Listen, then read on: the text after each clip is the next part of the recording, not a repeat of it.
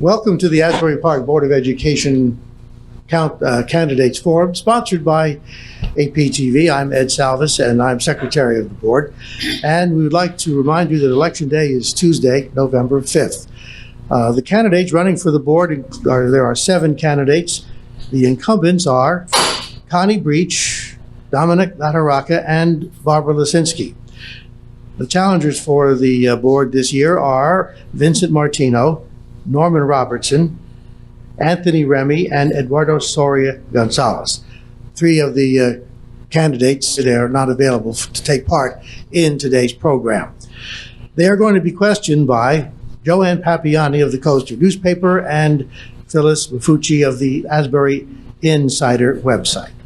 Now, the format for the forum is that each candidate will have a 1-minute opening statement. There'll be a 2-minute answer for each question, and then a 30-second response by a member of the opposing team or the opposing candidates. Members of the audience are also able to submit questions on written questions for the candidates, and they will be for either all the candidates or candidates individually. And we begin our questionings now with the opening statements in alphabetical order, starting with Connie Breach. Good morning. Thank you for coming today. My name is Connie Breach. I am a resident of Asbury Park for approximately 22 years. I'm currently in my 3rd term on the Board of Education, and during that time I have served as the athletic chairperson the last 3 years. We have built up some really good programs in our athletic department. Last night was our homecoming game. Some of you were there. We established this year is our first year we have a girls soccer program, and last year we brought in our girls volleyball program, which to me, especially in the fall, we wanted to offer our young ladies something more than just track and field. Hasn't been anything in Asbury Park, as long as I know, at least the last 20 years, for the girls in the fall. So those 2 programs were kind of like my pet peeve, being on the board. I'm seeking my 4th term. I feel that we have accomplished a lot, especially in the last 5 years being on the board. If you've noticed some of the changes that have gone on in our school district. Okay, thank you. That was a fast. Good morning, I'm Dominic La Taraka. I'm been on the Asbury Park board for 3 years, running for re-election. Been a resident in Asbury Park since 2008. Currently, I'm chair of the Finance Committee. My experience has been over 30 years in post-secondary education as a teacher and administrator. So I have significant experience developing, planning, and managing budgets in the public sector in the millions of dollars, and I feel I can bring that expertise and have been bringing that expertise to the board as we move forward. I'm sure we're going to get into it, but I view the big issues facing us to be student academic achievement and the financial challenges we'll face over the next 5 years due to recent state legislation and the loss of significant amount of state funding moving forward. So I look forward to discussing those issues. Thank you. Hi, good morning, everyone. Thank you for coming out. My name is Barbara Lisinski. I'm running for I believe it's going to be my 4th term, but I have been on the board off and on during the past 10 plus years. I am a 34-year resident, I think it's 34 years now, in Asbury Park. I'm involved in the community with the Westy Lake, a trustee of the Citizens for Westy Lake. I've started National Night Out 25 years ago in Asbury Park, a neighborhood watch. I was a police dispatcher here for 17 and a half years. Also, I'm a certified teacher of biological science. That was my 2nd career after dispatch. But one of the most important reasons I'm here for re-election is contained in this book. I want everybody to take a look at the children that we have in this district, because that's the most important thing. And with the state cuts coming out and some of the issues that we have to face in the next few years, the students that we we have in our district are the most important thing to myself and the rest of my team. And I think that's central. I'm going to pass this around.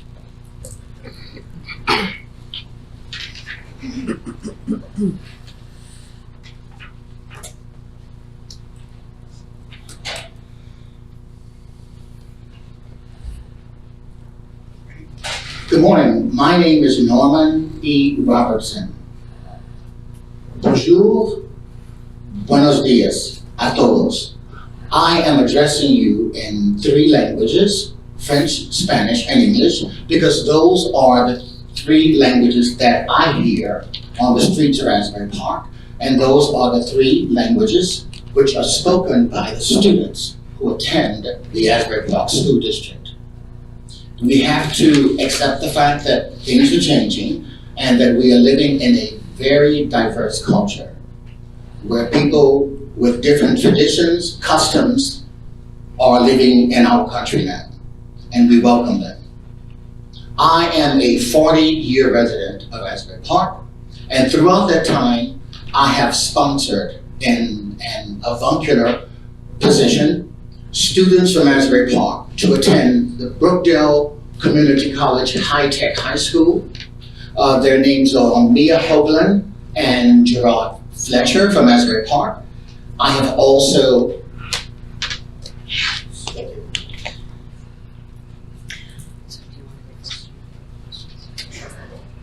Yes.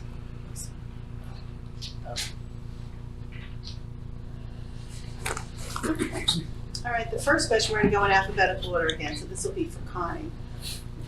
What do you think is the primary work of the board? We are a policy-making board. We are kind of the watchdogs of the school district and making sure that things are done both physically responsible, financially responsible, in the most efficient way. Does anyone else want to respond? Yeah, anybody want to respond to that? As Connie's running mate, I would agree with her statements. We need to set the general direction upon which the district is going to proceed. We directly supervise the superintendent. We do not directly supervise other employees. So it's very important as a board member that you not micromanage the district, that you do not pick minor points about the district and feel that as a board member you're going to manage what's going on, but rather that we stay focused on the broad policy of where the district is going, what it needs to do to serve and support our children and make our children successful as they graduate from high school. Thank you. Good morning. This question is for Dominic. If elected, what specifically would you pledge to do?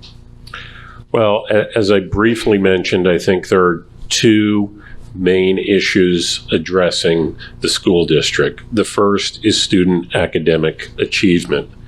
And what I would commit to is commit to the current superintendent, the current administration, that we continue on the path we've been on in terms of increasing student test scores.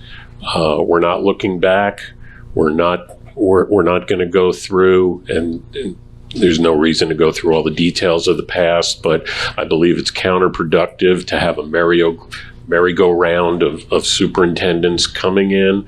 We have a plan. We're committed to it. We're seeing great progress toward it, and that we will continue to support that plan of academic support. You'll probably hear about social and emotional learning, as well as academic support outside the classroom that we provide to children, as well as the academic interventions we make when we realize that some grades are performing well, others aren't, what we need to do. But we're committed on the process we have for academic achievement moving forward. And the second And the second, of course, is the financial challenges facing us. And I think with more time here at the forum, we can get into those as well. Thank you. Thank you. Would anyone else like to respond to that question from an opposing team? I think it is a fact that within the next 4 to 5 years, the city is going to lose approximately $24 million of state aid. And to rectify that matter, we have to realize that the tax burden for the school district should not be the burden of residents and taxpayers, homeowners. I would recommend that a meeting would be held to come up with some kind of a compromise between the city and the developers, because Asbury Park is a revitalized city. We don't need to ask people to come here. They're coming on a regular basis for development. So perhaps those who are coming in now, beginning with new development, should not be allowed to have the tax abatement that has been going on in the past. If that happens, and if the Obama school is going to be closed, then it should definitely be repurposed into a walk-in medical center, possibly into a career center, a community center, or perhaps leased out to private corporations. Any of those aforementioned possibilities would result in a lessening of a burden on the taxpayer and would make the tax burden much more equally distributed among all people in Asbury Park. Another idea that is there is that we need to change the curriculum in such a way that courses that are being offered in the school system are innovative and that they will invite and make other students want to come to Asbury Park school system. Not every single student is going to be a high school graduate who will continue on to college. Therefore, I would recommend vocational-based studies and a curriculum school system, electricity, plumbing, barbering, etc., where students can have access to the workforce in the world. Okay, I just want to clarify one thing. You said a walk-in health center. Is that for the school system, or you mean just in general? For the community. Community. Okay, thank you. Okay, and this is for Barbara. Mm-hmm. And you are an experienced board member, so I think this is a good question for you. How does the board know if goals are being met and policies carried out? Right now, I'm the chair of the policy committee, so my committee is charged with updating policies and regulations, and then checking to make sure they are followed. Just the day-to-day operation of the district would show you that policies are being followed or not followed. What was the second half of the question? The policies The goals are being met. The goals are being met. We set board goals and district goals, and we get periodic updates on how they're progressing through the year.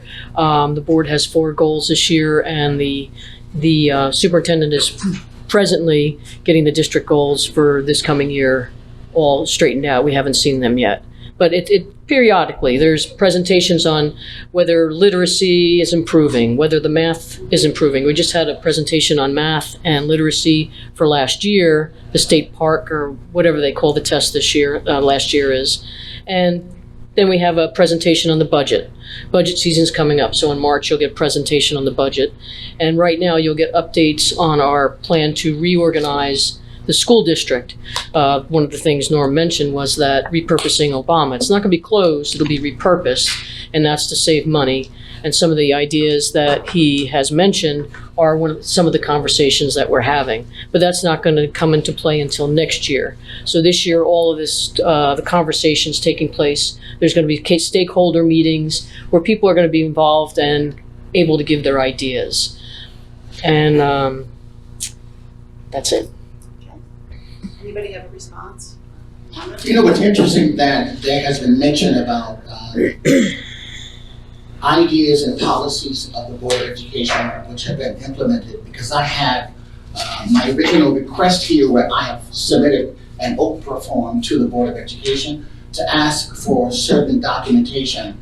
And I was first given a 7-day extension, and I have not heard from the board in reference to the documentation that I did request. However, I did do my own research, and the policies that are in place really need to be revised, reviewed, and implemented. If they're not up to par, then certainly there has to be some kind of a corrective action plan to rectify what is needed and what is seen as deficiencies in the Board of Education. I haven't received any documentation yet, and I'm waiting to see what those exactual figures and percentages are going to be for the Board of Education. Because what I'm trying to say is that we really need much more transparency. The test scores are low indeed, and since I have been living in the town, we keep hearing the fact that the test scores are low, we're trying to get there. The current board and other boards have been in their positions for a number of years, for a myriad of years. And the question now is to ask, how long can we wait for the test scores to improve? There have been a number of implementations that have failed the students in Asbury Park. And I'm wondering exactly how long can we wait? I think we have to decide if waiting too long will really make a difference. It comes to a time where you have to say enough is enough. And if students don't meet those measures, especially in terms of math and reading scores, they will not be successful in a society. So we have to look at those scores. We really have to. Okay, my question is for Norman. Can and should you support a board decision you are not in favor of putting forth?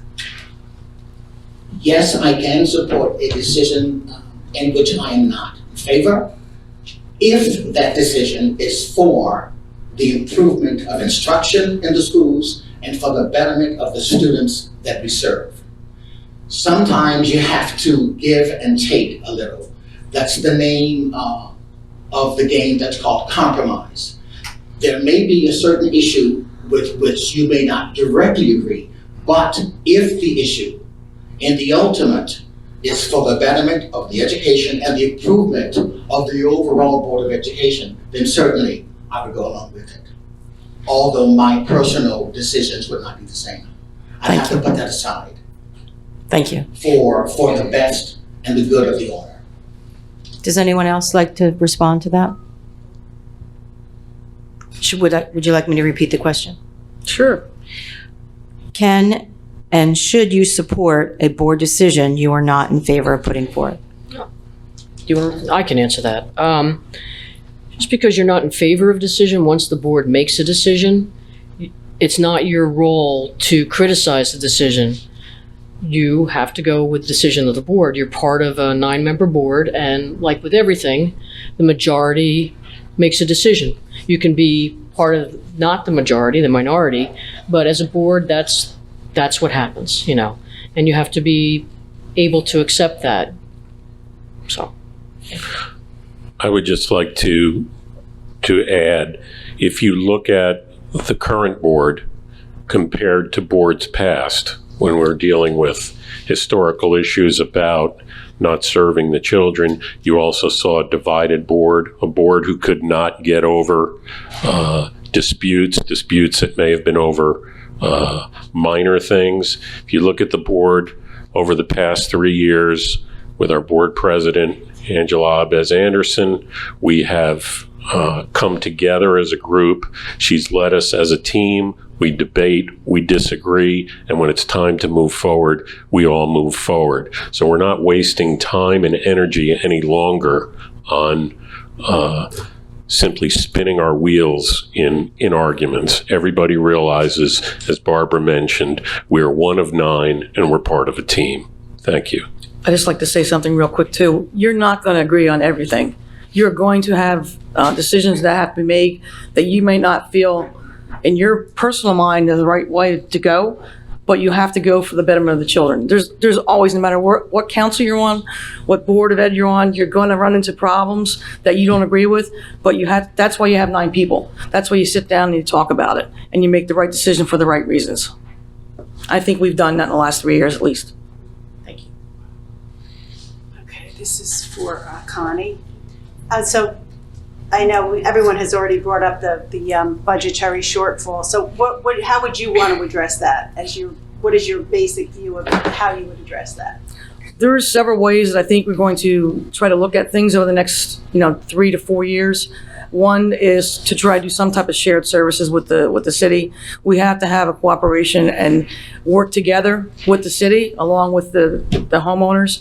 There's going to have to be some creative, like redistricting, moving things around, some of the properties that we have, and try to get the best out of the buildings and just what we have in place right now. The best bang for our buck, and try to save money, and also still be able to provide the services for our students that we've created over the last 3 to 4 years, such as our Dream Academy, our Engineering Academy, our Law and Public Safety Academy, our Engineering Academy, and recently our Performing Arts Academy. We have to keep those going, and doing so with the creative refinancing that we're going to have to do. And I think it's going to be all of us together, the whole community, to try to get the right way to get things forward.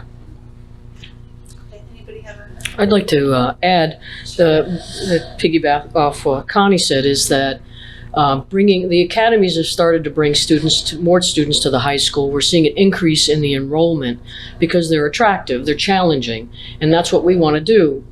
Part of the revitalization of education in the city is to challenge the students, to get them past the average level and challenge them to get above. And we're seeing an increase in the student population in the high school, which is going to help financially, because as you know, it's cost per student, and every time you lose a student, your cost per student goes up. So the goal is to increase attendance and to get parents that normally or in the past wouldn't bring their kids to the school district to have them come back to the school district. And we're seeing that in different levels. Could I also add? Sure. Time. In addition, we agree with Mr. Robinson with regard to pilots and whether the people in the audience and at home realize Asbury Park, in order to get redevelopment started, contracted with developers for pilots, which are payment in lieu of taxes. And under those arrangements, no money is received by the school district for the amount of taxes that are paid by that development. We would agree that in the future, Asbury's now in a position where there should be very few, if any, pilots granted by the city. I think it was necessary to jumpstart development initially.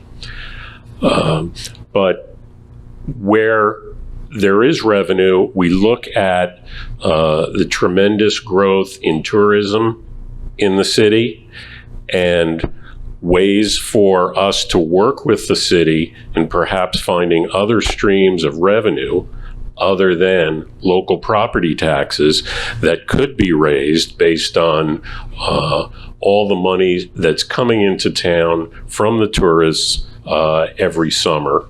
And we also talk to the city about ways to share facilities, as Connie alluded to, as well. So there can be quite a bit of opportunity there. And finally, Asbury has always done an excellent job of obtaining grant money, federal grant, state grant, private grants. And as we continue to do that, we have to push even harder for that, because we can leverage those funds to support the grant activity as well as other activities that are going on in the school district. May I? Sure. I have asked in my Oprah report information in reference to grants, federal, state, and local grants, and even private ones that have been received by the school district, and the reason for which they were granted here, and the appropriations, and I have not received that information as of today. In terms of revenue that is given by developers, it is interesting that the Hudson Tribute of April 2017 had a report in it which said that the mayor of Jersey City, Mayor Fulop, has decided to take the monies that he received from a developer and appropriate those funds back to the Board of Education. it would be a wise and good idea if our city council and mayor would respond in kind and do the same thing for us. We have to also question transparency in the district and exactly where those grants are coming from and what are they being used for. Were they used in the manner according to the specifications?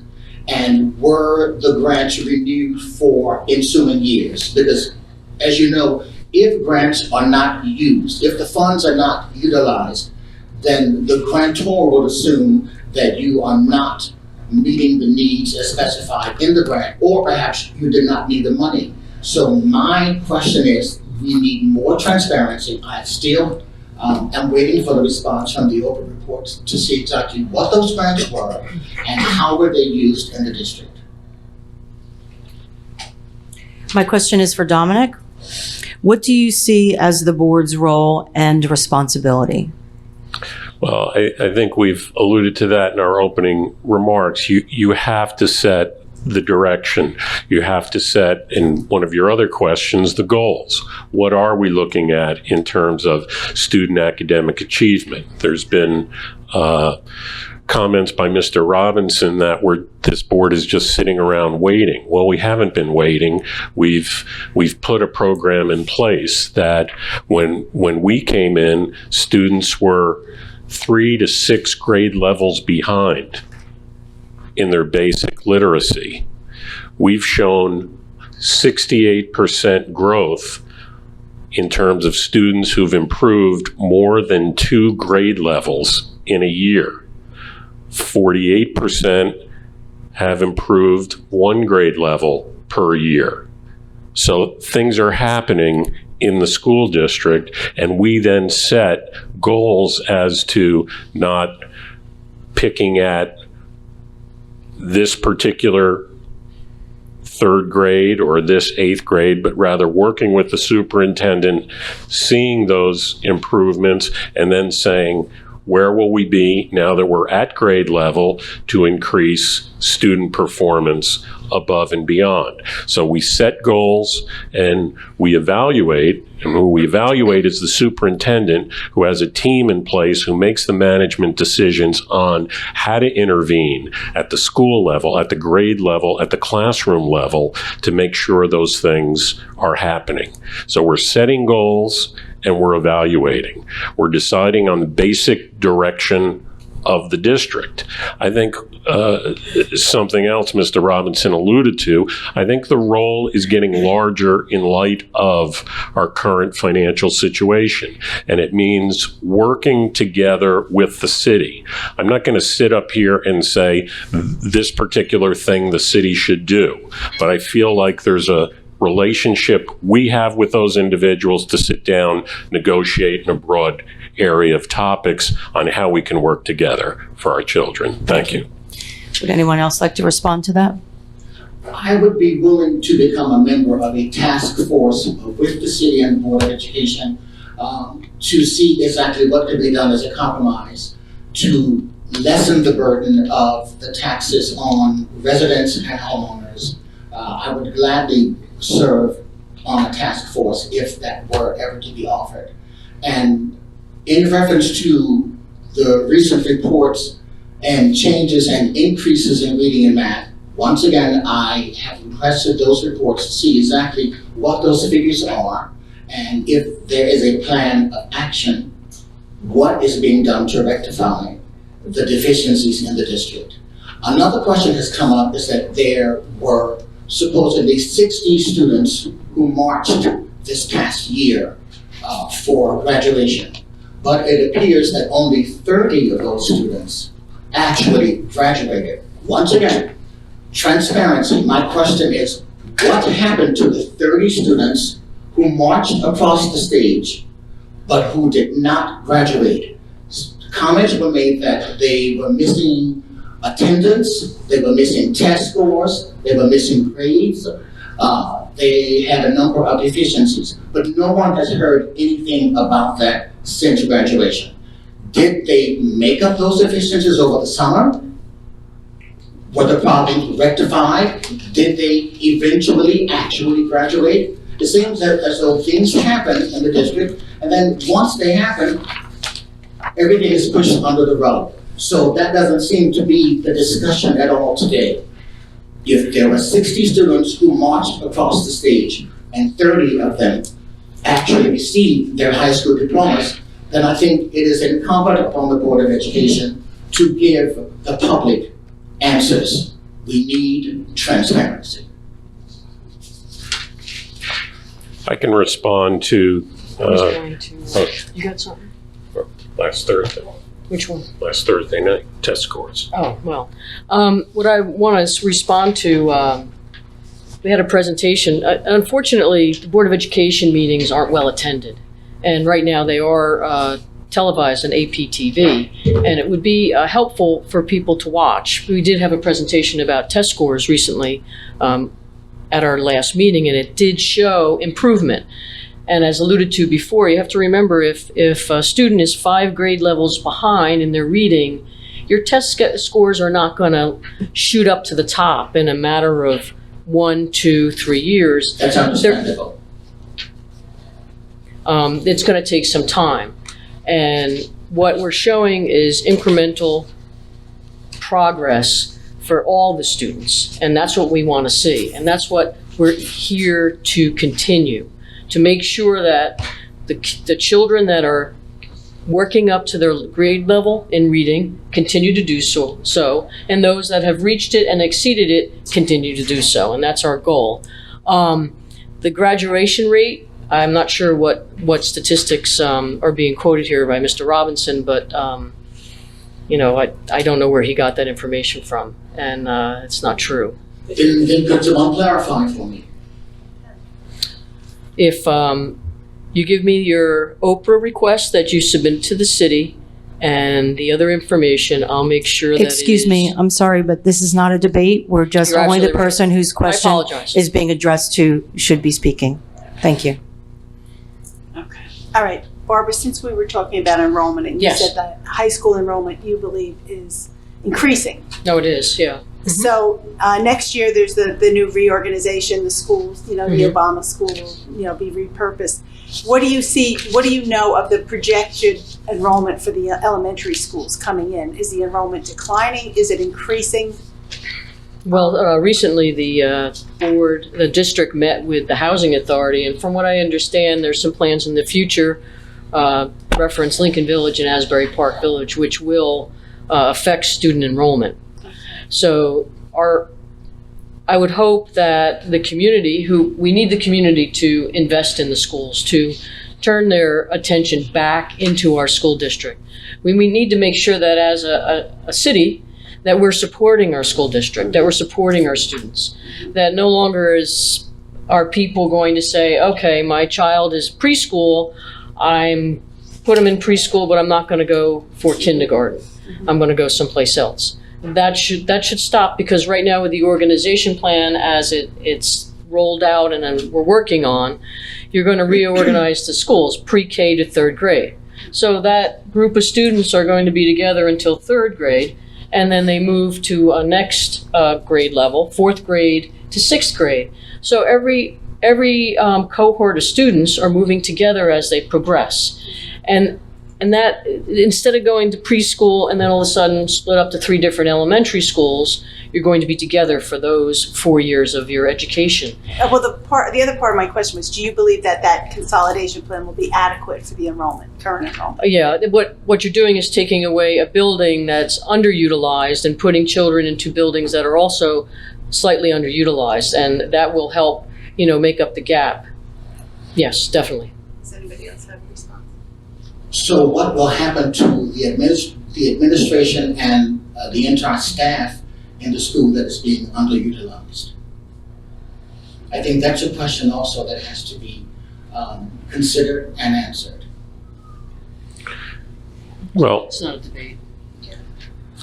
You don't have to answer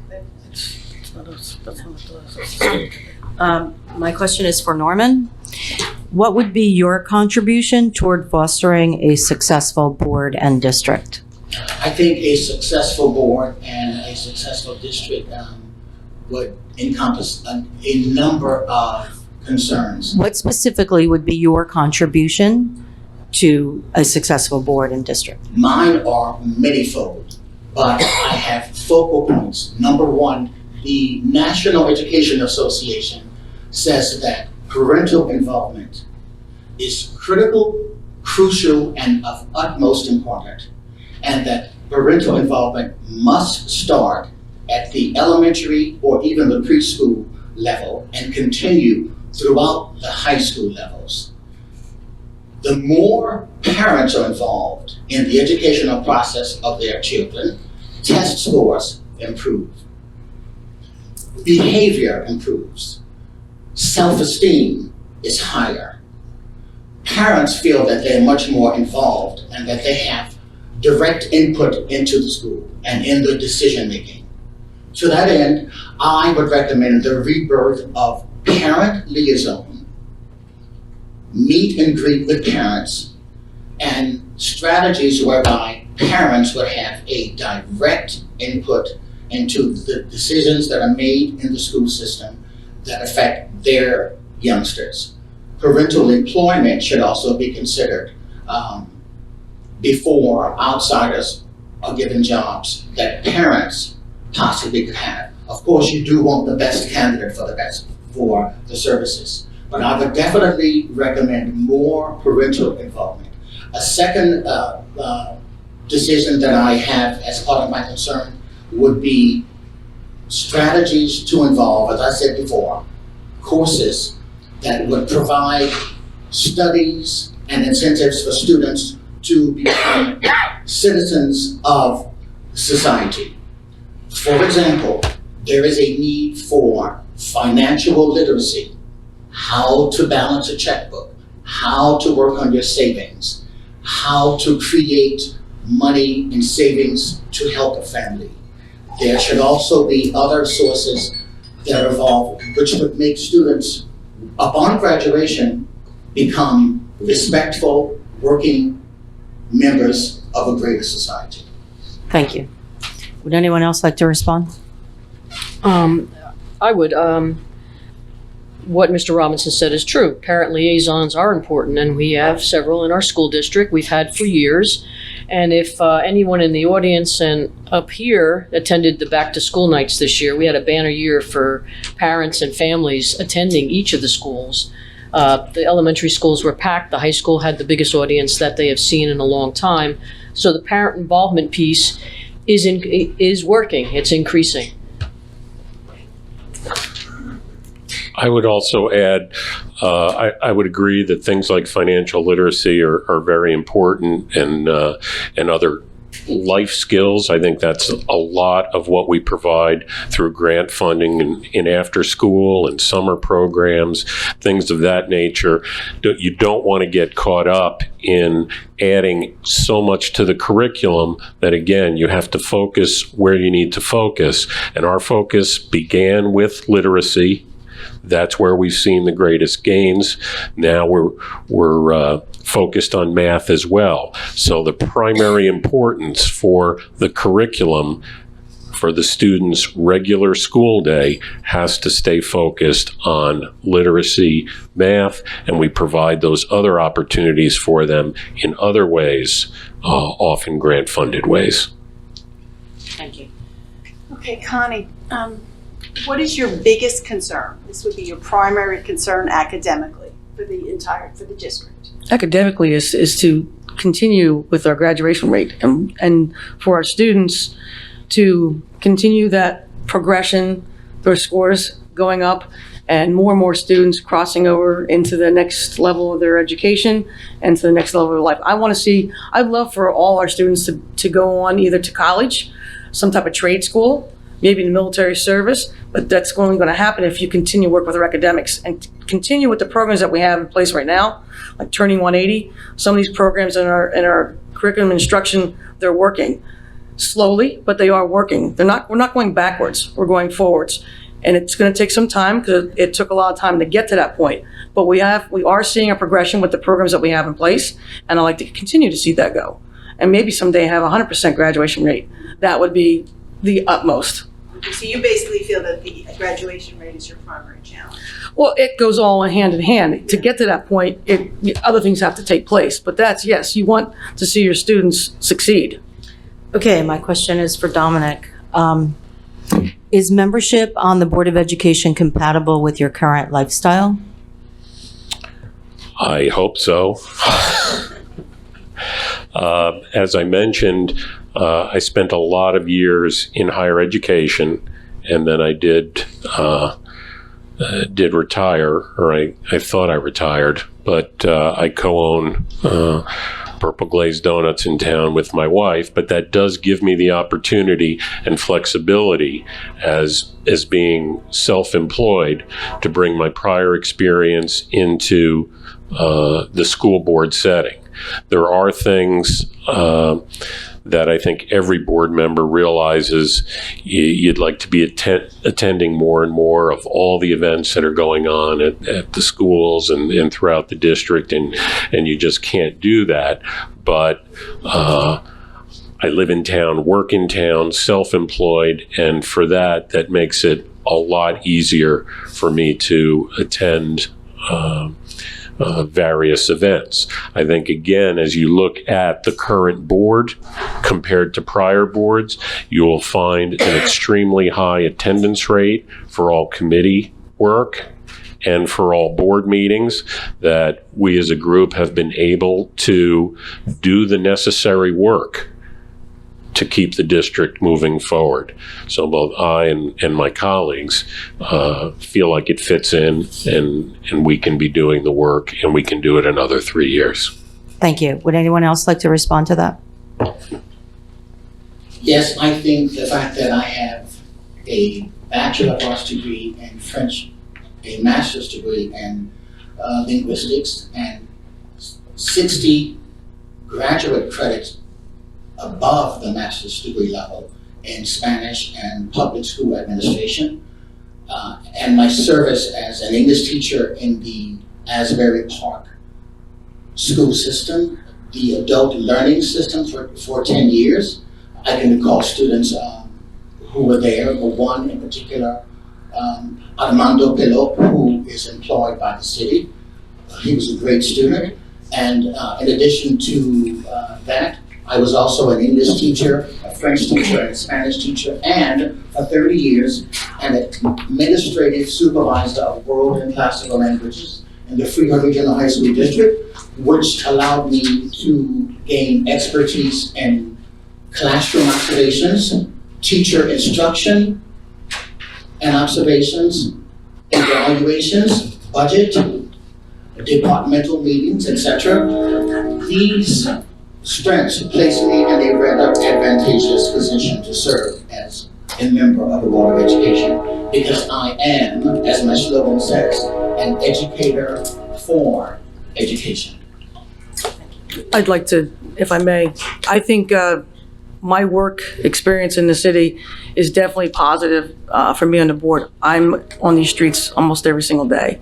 I have the opportunity to speak to a lot of the parents and also the students, to hear some of their concerns, and I can convey them to my fellow board members. It's definitely, for me, it's tough sometimes to make a lot of the events because of my work, but it's definitely a positive to let me connect to a lot of the different families and groups in town on a regular basis.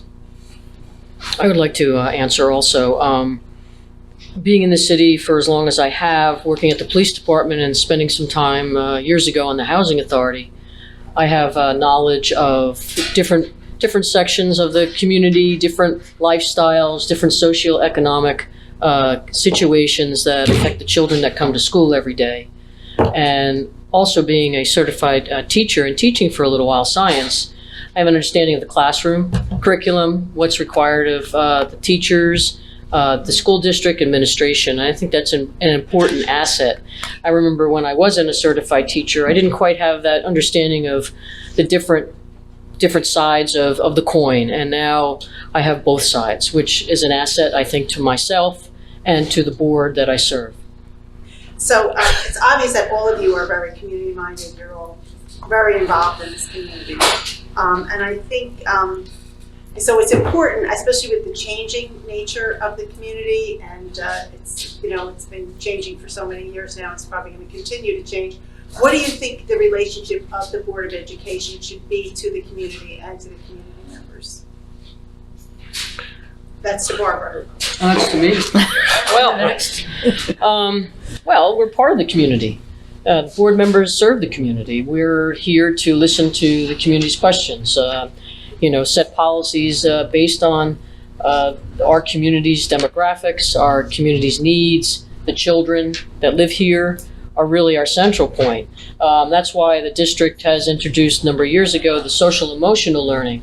That's primary, with mindfulness, with the yoga, that I think it started 4 years ago, that we became a model for the state. I think a lot of community members don't realize all the good things that are happening in the district. And that's also our role. We have to get that word out within our own city. Throughout the city, outside the city and the United States, our schools are known for what we're doing, what we started to do, what's helping the children. We're an innovative school district, model school district. Different districts around the country contact our school district to see what we're doing. Teachers are highlighted in different speaking engagements just to see what the classroom teacher is doing to help their students. And I just that's part of being part of the board, part of the community, ingrained in the community, making sure that everybody's served according to their skills, what they need, their achievement, getting to go beyond, and that's our role.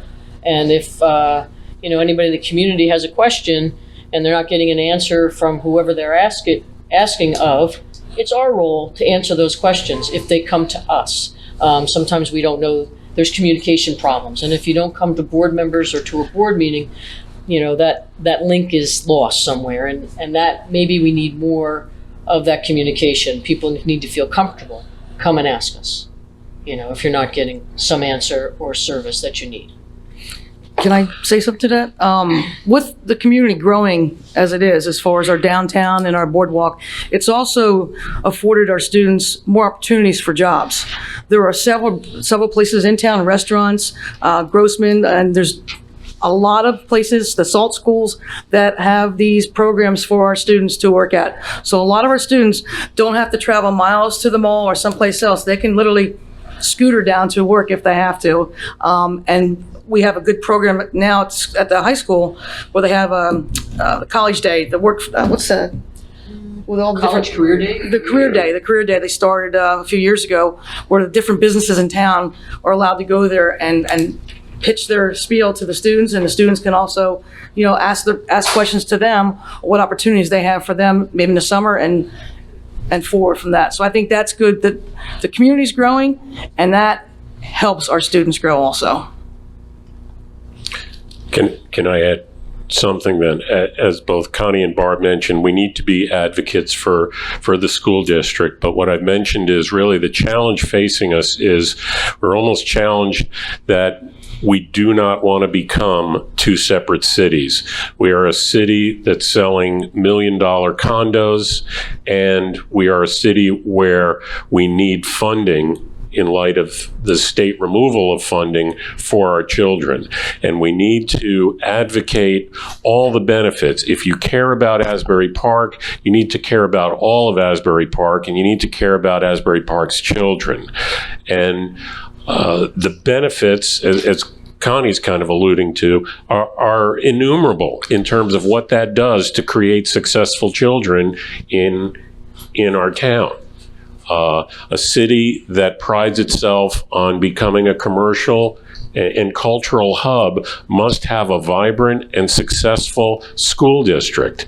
And the other thing we need to do as we constantly get new people in town, we are advocating to them individually. Don't come into town and look at other places to send your children, but rather look at what's going on in our school district and work family by family to increase the enrollment and participation in our school district, increase the parental involvement at our school district. We have the resources there to do it, but we need more people to step up and do it. And that's all part of what we're saying we do as advocates for this community, and will continue to do. I think no matter what, moving forward, we'll continue to do it. Thank you. I believe that was our last question, and we're going to be taking a break and then taking questions from the audience. We are now at the second half of our candidates forum. The Asbury Park Board of Education election is again on Tuesday, November 5th. I want to reintroduce our candidates. They are Connie Breach, Dominic La Taraka, Barbara Lisinski. They are all incumbents. The challengers, Vincent Martino, Norman Robertson, Anthony Remy, and Eduardo Soria Gonzalez. Mr. Remy and Mr. Gonzalez and Martino are not present at today's session. Our questioners are from the Coaster, Joanne Papiani, Phyllis Mafucci of the Asbury Insider website. And now we will be taking questions from the audience. So we're going to, we have a lot of questions here. We want to try to get to all of them, but we also are on a time constraint. So we're going to limit your answers to 1 minute for these questions. And we're going to ask them to everybody. So if somebody would like to answer, just please say, I'll answer that. You're not obligated to answer. Yeah. It's just whoever wants to answer this. So the first question is, would you support the Amistad curriculum? If so, what would you emphasize? Norman? Yes, I would definitely support the Amistad curriculum in the school system. The question may be, well, we don't have enough time to address that because we have to focus on reading skills or we have to focus on math skills. It doesn't matter what you're using as the tool of reference to get a certain point across. What I'm saying is that you can take the Amistad curriculum and you can use that to reinforce reading skills in a classroom setting for students. You can take the Amistad curriculum and you can use that to reinforce mathematical skills because it involves the great passage from Africa to the New World. You can have students do equations to commute the number of miles, etc., or the number of meters that we use on the ships coming over. That's a math example. You can have students read exactly what happened in the passages in the Amistad and find the ideas, the main ideas. And you can also infuse geography skills as well. So yes, I would support it. Thank you. Because if you don't know where you come from, then you have no way of knowing where you're going. Wow. Here we go. Yeah. History is history. You know, every day new things pop up in the past that become present. And like Mr. Robinson said, you don't know where you're going if you don't know where you come from. Any part of history is a learning experience. Some history isn't pleasant to know about, but it's something that everybody needs to know, whether it has to do with science, it has to do with history itself, any of the curriculum aspects. It's important. And I don't see any problem with ingraining all different types of history in the curriculum. I would leave that kind of issue to the superintendent, make that determination. I could request and follow up. What was your determination and why? But again, to be fair to people when you're evaluating them, if I've set a goal to the superintendent, this is what we expect as a board for you to do. And then I start mandating to the superintendent, but I want this curriculum over here. I want skills taught over here. I want 3 other things done over here. It begins to be unfair to the individual you're supervising, saying, why didn't you meet our goal of this academic performance if I'm mandating 6 different things? And for that reason, I would leave it up to the superintendent and the administration to make those kinds of determinations about curriculum to make our children well-rounded and successful moving ahead. Okay, will you support the Asbury Park Parent Listening Projects plan to get these kids into the Asbury Park Library having fun reading? I would say yes. If it's any type of project that's going to get our children to read, and especially if we have a library, a wonderful library here in town, absolutely. I can recall in the past, in 1980, in the 1980s when the Asbury Park Library was a jewel. There was a reading garden outside of the library where parents and students, parents and their children would come together and sit in the reading garden, and parents would read to their children. And we need to bring those kinds of things back. We can tap into the sources that are available at the library and have some kind of a conjunction with schools using the library on a much more regular basis to tap into the sources that are there. And perhaps we should also consider the Asbury Park Library joining in with the Monmouth County Commission of Libraries. I'm sure there will be much more available on a wider scale for students, because they are known to have a computer room where in the Asbury Park Library, computers are limited. I'd like to answer. Any program that helps the literacy in our school district, our students, is something that all of us support. I know right now one of our principals in Thurgood Marshall last year, a very proponent of the library, marched all her the grades down and got library cards. The school district does use the library and does participate in literacy programs and encourages the parents and the children to attend different literacy programs. So Parent Listening Project I'm familiar with a number of years ago, and a very good organization. And if they have a literacy program that develops at the library, the students that go to the district are certainly to participate, after school. Okay. How would you add to this current curriculum and programs? You mean the current curriculum and programs we have now? Is that what the question is? I believe that's how the question is. Well, I don't. We have added performing arts as one of our academies. The fourth academy we're trying. I think the curriculum presently has been updated up to a certain point, and every year we're adding additional grades to our academy curriculums. Also integrating all the new things that come out, whether the Department of Education requires certain things to be implemented in the curriculum, you have to update some of that. I think it's important, though, what we're seeing in our curriculum is, for example, we have an engineering academy. Well, students just aren't learning about engineering, power tools, electricity, all those things in the engineering academy. They're bringing it, what they call vertical and cross-content articulation, into all the grades. I think preschool is doing stuff that has to do with engineering. Some of the middle school kids are doing stuff that has to do with engineering.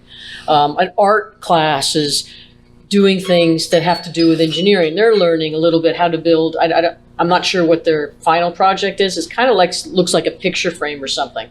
But they're learning about cutting wood, making the frame so they can do something with their art. So all these things are additional curriculum directions that the district is taking now. So it's not just math and math class. It's not just science and science class. It's not just English and English class. It's all together. One subject overlaps every other subject in your life. And that's what the curriculum is doing now. When you design curriculum, it takes place in one of two manners. It can be top-down, that's where the state or the federal government or the local community requires that certain courses are taught and that certain standards are met. Or it can be spiraling from the bottom going upward. There has to be a marriage between the two of them. And that being said, I think it would be a good idea to tap into the community to do a needs assessment, to actually see what is needed in the community, or find out where we are now and what we need to get into a better place.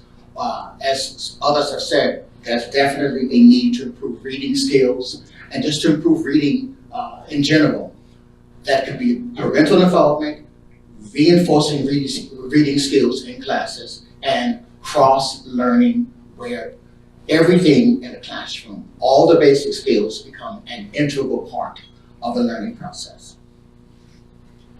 All right, now for a financial question. What is the reason for the high cost per pupil? How does it measure up statewide? Yeah, I can answer that. The published cost per pupil, as we communicated at 2 recent board meetings, is incorrect, and the state has acknowledged that. I think they were publishing a figure at about 42,000 per student. Under their methodology, the number was actually 36,000 something per student. Second aspect of that, as we've been discussing this morning, the methodology used by the state includes grant money. I believe it's more than $13 million in grant money is obtained by the Asbury Park School District. We do everything from after-school care to weekends to summer programs.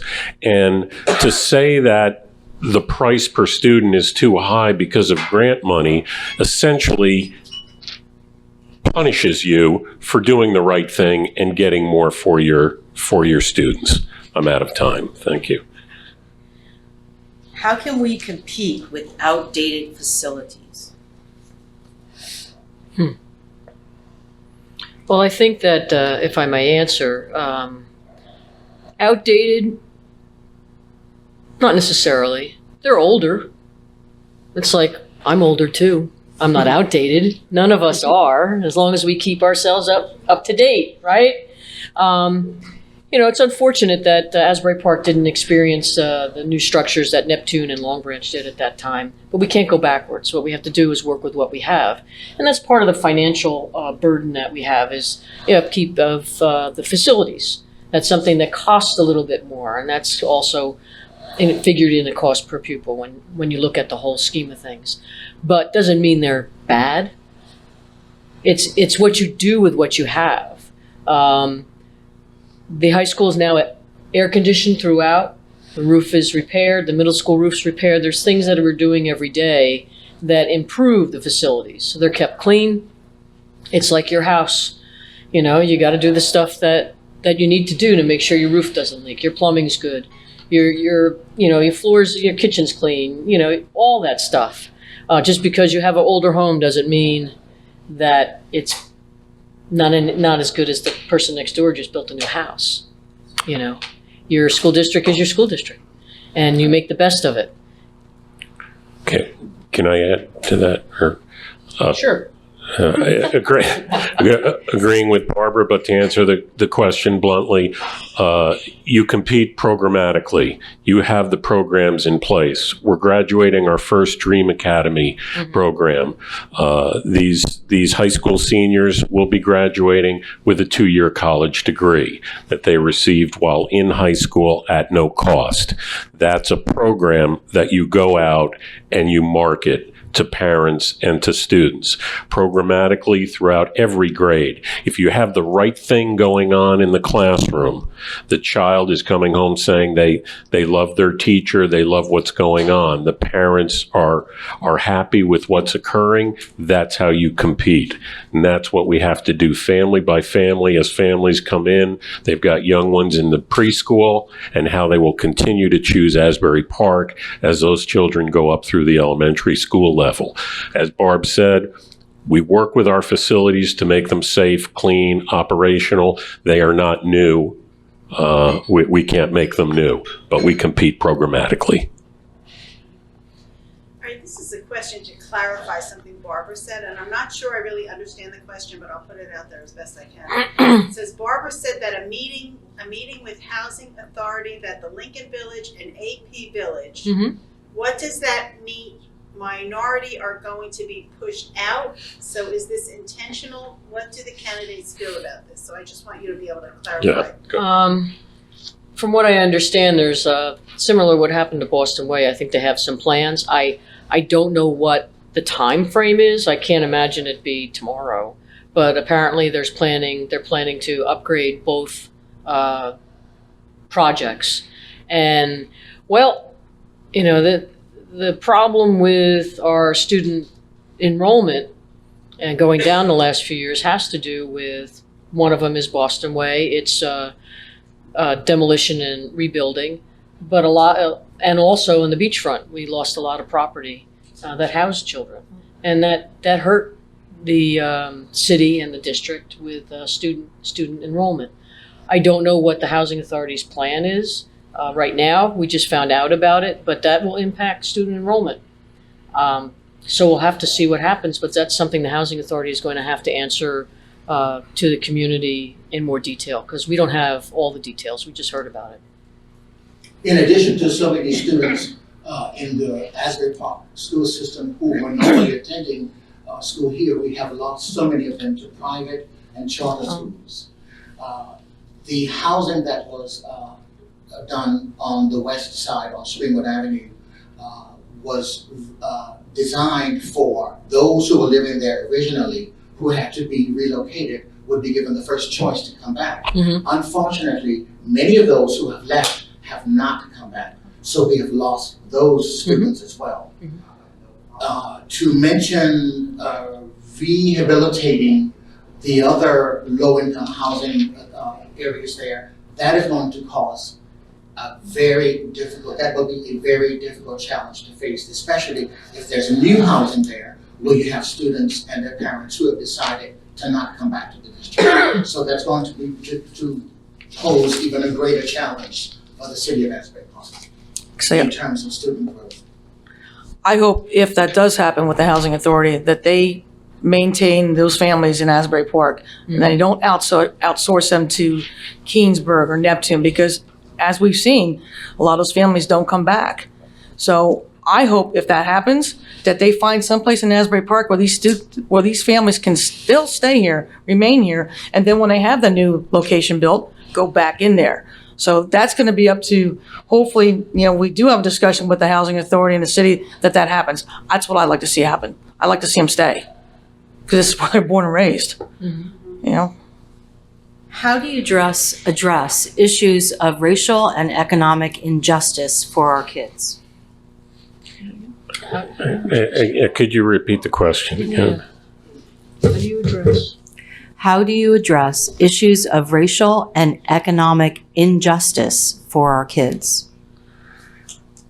Well, on an individual level, among the children in the district, we don't tolerate activities that might be racially biased or socioeconomically biased. What we do is put a number of things in place. We're just now adding washers and dryers to the high school for those students who may not have access to easily get to launder their clothes, and can do that to avoid any kind of peer issues that occur. You're looking at these two people on both sides of me who do a tremendous amount economically for the children, with sitting on the board and leading the Asbury Park Toy Drive that serves not only the students with regard to toys at Christmas, but also scholarships throughout the year and other services. So you have to do a lot in the nonprofit sector and really commit and show up with your time and your wallets to serve the children of Asbury Park. And I feel like individually that's being done by these individuals. Thank you. I think more money and more funding should be allocated to the system to rectify that matter. And you have to also realize that those concerns are really systemic in the nation. And they just seem to filter down to every other level. Okay. How do you plan to address the absolute unfairness of the pilot program, not giving money to the school system? What's your strategy to address it so that our school children are supported by the new expensive real estate development? Yeah, I'm going to pick it up. You want to answer? Go ahead. Well, what Dominic mentioned earlier is about the conversation that the districts had with the city in reference to the pilots, that at one point they did help in the revitalization of the city so that it stimulated growth and development. And at this point, I'm hopeful that the city, if they choose to grant somebody a pilot, that the district gets some of that. And now, that's possible. Like Mr. Robinson said, Jersey City has dedicated, when they do a pilot, that part of the pilot will go to the school system, so the school district does not lose total funding off of those assessed values of those properties. That the municipality gets some, the county always gets theirs, and then the school district would get that, if that does occur. But until we hear something about the conversation with the pilots from now on, but that's what I would suggest if indeed one is granted, that the district does get some. Because what happens is, if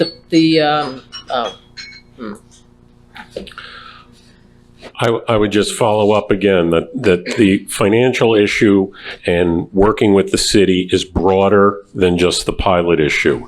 As Barb mentioned, there are opportunities there. But if you just look at, say, a Jersey City, which is experiencing the same thing we are on a much bigger scale, they've also had just the city commit monies to the school district. They've also looked at a payroll tax because they have much of what they have experienced is more people working in offices in Jersey City, so that makes sense. And a payroll tax money supports the school district. And as I alluded to, that's not Asbury Park, but what do we see in Asbury Park? We see a lot of tourists come into town. So there are a lot of areas we can speak with the city about a partnership moving forward beyond just, yes, there are these pilots, they should be extremely limited in the future, if at all. I agree there is a need for more partnerships and tapping into other sources where funding could be allotted into the city to offset the high burden of tax that is channeled into the residents and to the homeowners as well. Because in such a manner, the tax burden would be much more justified and it would exist in a much more equalized manner across the board and not just become the burden of one factor in the city. I also like to address that too with the pilots. There's a lot of cities, if you go to some of the larger cities, there's hotel tax, there's entertainment tax. There's a lot of opportunities. If we're becoming this destination, Asbury Park, people are going to come. So there's other avenues that I know that some other cities have experienced. I've had to pay it myself. Just go down to Atlantic City. You have to pay a 13% hotel tax. So there are other options that we could look into going forward to help ease some of the burden off the taxpayers that live here. Okay, I believe this is our last question. Asbury Park is an example of a segregated school system based on race and economics from the rest of Monmouth County and the state. What is your plan to address the segregation? Yeah, New Jersey schools are the sixth most segregated in the country. We can look at the reasons for that going back probably 25, 30 years, but that's where we are right now. And that's where I think the things we've talked about this morning have to come into play as to what it means for our children in Asbury Park to be successful, and that we need to support them, and that we work family by family, that if you care about Asbury Park, you come in to Asbury Park. And our superintendent has talked about this. I mean, everyone benefits from diversity, and currently our diversity need in the school district is more Caucasians. We're primarily African American, and then the next largest percentage is Hispanic. And we need to show people what's going on in our city, what's going on in our school district, attack the problem programmatically.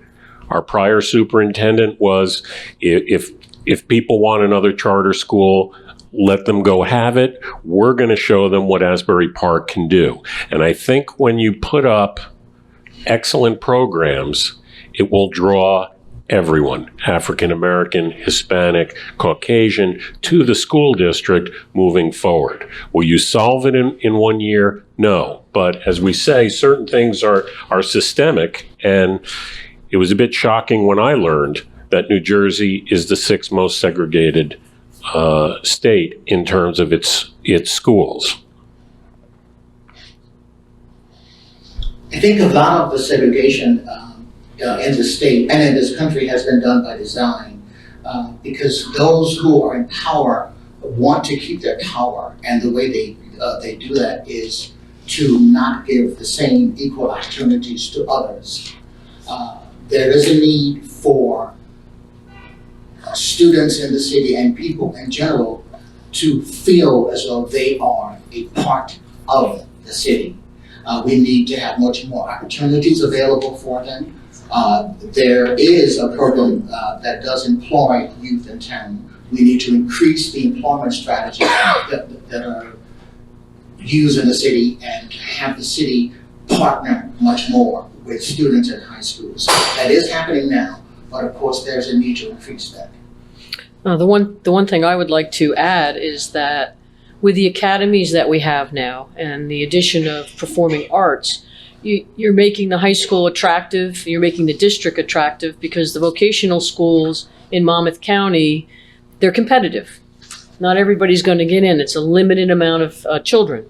So these academies are the district's way of hoping to bring children from outside the city, or to entice parents that would think about sending their children outside the city to stay here and enjoy our academic programs and our school district. All right, well, thank you all for coming and participating in this forum. I think you gave a lot of really good information to voters, and allow them to make an informed choice come election day. So thank you. Thank you. Thank you. Thank you.